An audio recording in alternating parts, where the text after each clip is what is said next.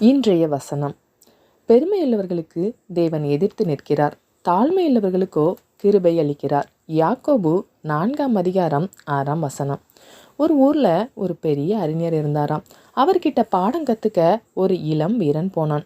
அவன் ஏற்கனவே பல போர்க்கலைகளை கத்துக்கிட்டு வந்தவன்.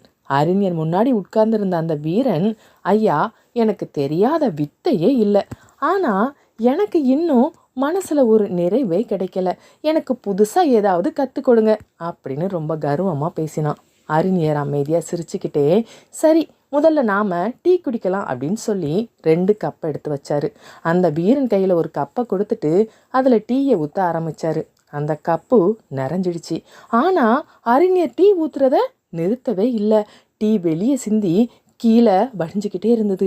வீரன் பதறி போய் கத்துனான், ஐயா நிறுத்துங்க, கப்பு நிறைஞ்சு போச்சு, இதுக்கு மேலே இதில் ஒரு சொட்டு கூட ஊற்ற முடியாது அப்படின்னு சொன்னான். அறிஞர் இப்போ அமைதியா, தம்பி, இந்த கப்பை மாதிரி தான் உன் மனசும். ஏற்கனவே உனக்கு தெரிஞ்ச விஷயங்களால உன் மனசு நிறைஞ்சு போயிருக்கு. உன் மனசை நீ காலி பண்ணாத வரைக்கும் நான் எதை ஊற்றுனாலும் அது வெளியே தான் சிந்தும். எதையாவது புதுசாக கற்றுக்கணும்னா முதல்ல உன் மனசை திறந்து வச்சுக்கோன்னு சொன்னார். நண்பர்களே, நாமும் பல நேரங்களில் எனக்கு எல்லாம் தெரியும்னு நினைக்கிறோம். ஆனால் ஒரு நல்ல ஆசிரியராக மாறணும்னா நாம் எப்பவும் ஒரு சிறந்த மாணவனாக இருக்கணும். அதனால நம்ம மனசில் இருக்கிற பெருமையையும் கர்வத்தையும் நம்ம காலி பண்ணினாதான் தேவன் தம்முடைய கிருபையால் நம்ம நிரப்பி நம்மளை ஆசீர்வதிக்க முடியும்.